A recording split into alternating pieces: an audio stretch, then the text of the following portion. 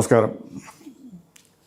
രാമായണം ഒരു കാലിക പ്രസക്തമായ എന്നും കാലിക പ്രസക്തമായ ഒരുപാട് സന്ദേശങ്ങൾ തരുന്ന ഒരു ഗ്രന്ഥമാണ്, ഒരു മഹാകാവ്യമാണ്. അതിലെ കഥാപാത്രങ്ങൾ എല്ലാവരും ഒരു പ്രത്യേക ഏതെങ്കിലും ഒരു കാര്യത്തെ പ്രതിനിധീകരിക്കുന്നവരുമാണ്. അതുപോലെ തന്നെ വലിയ വലിയ സന്ദേശങ്ങൾ സമൂഹത്തിന് തരുന്നവരുമാണ്. പക്ഷെ അവരുടെ ആ മഹത്വം വെളിപ്പെടുന്ന എപ്പോഴും വേറൊരു കഥാപാത്രത്തായിട്ട് അവരെ താരതമ്യം ചെയ്യുമ്പോഴാണ്.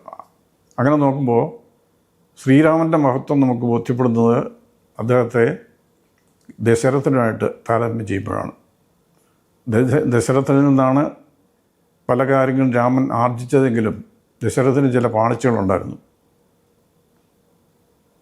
അത് രാമനിൽ ഇല്ലാത്തതാണ് രാമനെ ദശരഥനേക്കാൾ ഉത്തമനായ ഒരു പുരുഷനാക്കി മാറ്റുന്നത്, ഒരു ഭരണാധികാരിയായിട്ടും. പാളിച്ചകൾ എന്ന് പറയുന്നത് ദശരഥൻ വളരെ സമർത്ഥനായ പ്രഗത്ഭനായ രാജാവായിരുന്നു, ജനകീയ ഭരണാധികാരിയായിരുന്നു, യുദ്ധത്തിൽ അതിനിപുണനായിരുന്നു. അതൊക്കെ ശരിയാണ്. പക്ഷേ അദ്ദേഹം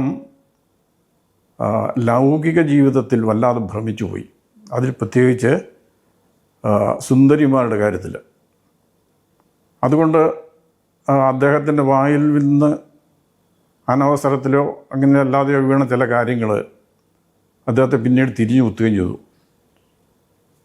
കെ രാജാവിൻ്റെ പുത്രിയായ കൈകേയിയെ കണ്ട് ഭ്രമിച്ച ദശരഥൻ അവരെ വിവാഹം കഴിക്കാൻ ആഗ്രഹിച്ചു. അപ്പോൾ കെ രാജാവിന് കൊടുത്തൊരു വാക്കുണ്ട്, ഇവളുടെ ഈ അങ്ങയുടെ മകളിലുണ്ടാവുന്ന പുത്രന് രാജ്യഭാരം ഏൽപ്പിച്ചു കൊടുക്കാം എന്ന്. അതാണ് പിന്നീട് തിരിഞ്ഞു കുത്തി എന്ന് പറയുന്നത്. അപ്പോൾ അങ്ങനെ ഒരു വാരം കൊടുത്തെങ്കിലും പിന്നീട് ഈ 4 പുത്രന്മാർ ജനിച്ചു കഴിഞ്ഞപ്പോൾ അതിൽ രാമൻ്റെ ആ ഒരു പ്രത്യേകമായ സ്വഭാവ സവിശേഷതകൾ കണ്ടിരുന്നപ്പോൾ രാമനെ ഭരണം ഏൽപ്പിക്കണം എന്ന് ദശരഥന് തോന്നിയെങ്കിലും ഈ ഒരു വാക്ക് നിൽക്കുന്നതുകൊണ്ട് അതിനെ മറികടക്കാനായിട്ട് വേറെ ചില കുറുക്കു വഴികൾ അദ്ദേഹം തിരഞ്ഞെടുത്തു. അങ്ങനെയാണ് മന്ഥരയ്ക്ക് രംഗപ്രവേശം ചെയ്യാൻ അവസരം കിട്ടിയതും പിന്നെ രാമായണത്തിൻ്റെ കഥ തന്നെ വഴി തിരിഞ്ഞു പോയതും. അപ്പോൾ ആ സമയത്ത് ഒരു തെറ്റിനെ മറയ്ക്കാൻ വീണ്ടും ഒരു തെറ്റ് ചെയ്തു, അതിനെ മറയ്ക്കാൻ വീണ്ടും ഒരു തെറ്റ് ചെയ്തു.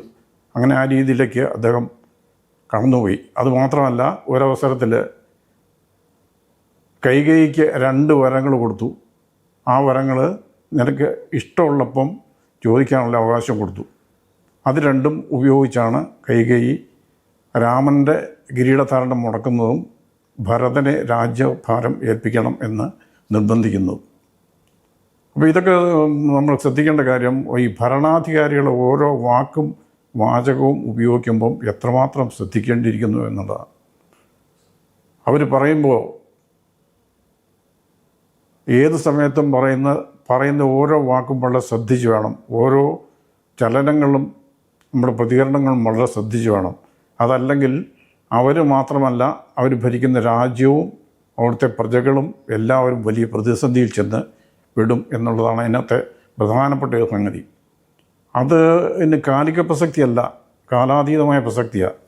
ഇന്നും അതതുപോലെ തന്നെയാണ്.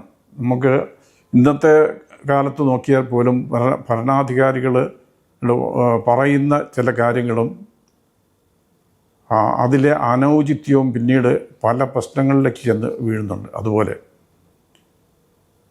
ഇത് രാമനെയും ദശരഥനെയും താരതമ്യം ചെയ്താൽ ആ കാര്യത്തിലൊക്കെ രാമൻ എല്ലാ കാര്യത്തിലും പൂർണ്ണനായിരുന്നു എന്ന് കാണാം. ഒരു കാര്യത്തിലും അമിതമായ ആവേശമില്ല, അമിതമായി എടുത്തിയടി പറയില്ല.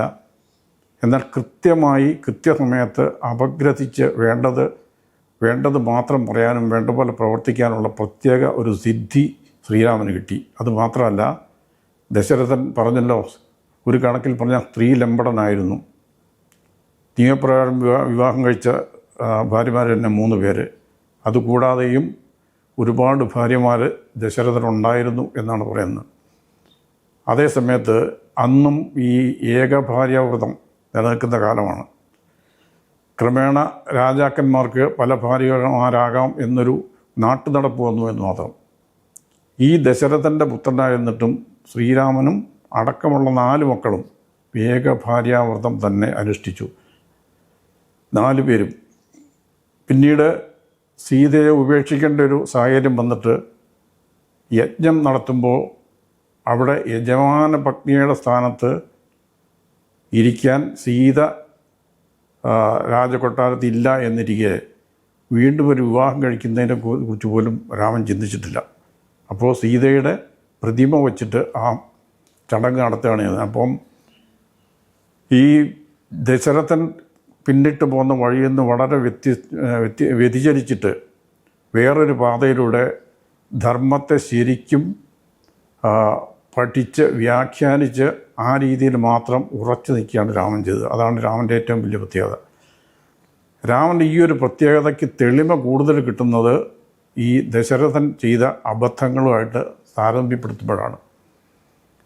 അപ്പോൾ അതുകൊണ്ട് രാമൻ ഒരു പൂർണ്ണനായ ഭരണാധികാരിയും പൂർണ്ണനായ ഒരു ഭർത്താവും പൂർണ്ണനായ ഒരു മകനും ആയി മാറുന്നത് അദ്ദേഹം കാര്യങ്ങളെ എങ്ങനെ പഠിച്ചു, എങ്ങനെ കൈകാര്യം ചെയ്തു, എങ്ങനെ വിശകലനം ചെയ്തു എന്നുള്ളതുകൊണ്ടാണ്.